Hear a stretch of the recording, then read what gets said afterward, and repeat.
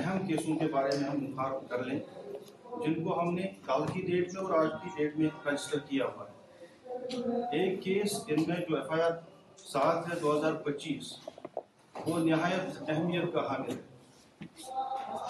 ACB के ऊपर अक्सर डिले की शिकायतें मौसूल हो जाती हैं।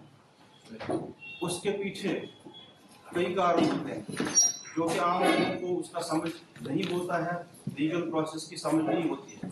लेकिन ACB कभी खामोश नहीं रहती है, हमेशा ताक में लगी रहती है कि जुर्म को अंजाम तक पहुंचाया जाए और मुजरिमों को अंजाम तक पहुंचाया जाए।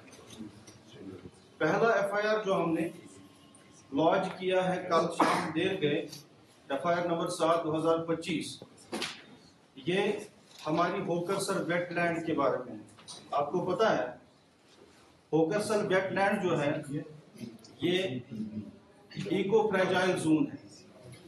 रामसर कन्वेंशन के तहत नोटिफाई हुआ है और उसके तहत इसकी देखरेख चलती है।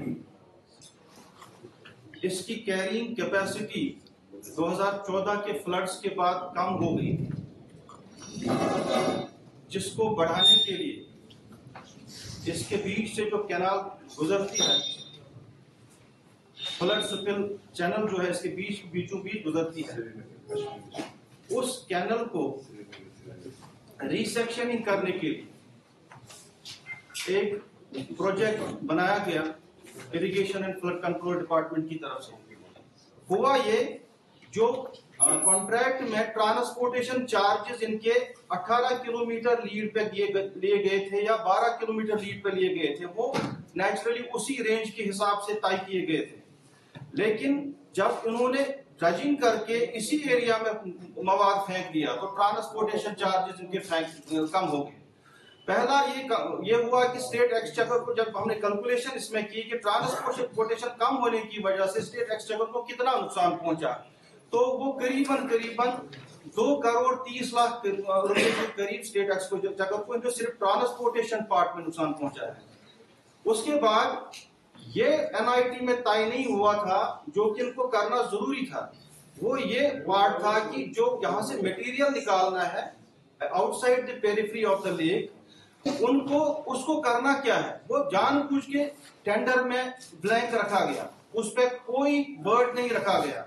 वजह ये थी कि कंसर्न जो लोग थे उसके बाद इस सॉइल का लूट करके उसको महंगे दामों बेच के लोगों को फराहम करें।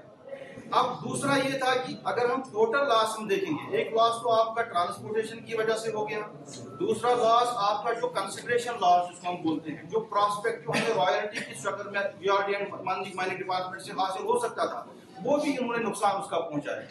इसका मतलब सीधा ये हो सकता है, अभी तक जो क्रूड लॉस हमने इसमें से निकाला वो 2.30 करोड़ है, जो मैंने आपको बताया।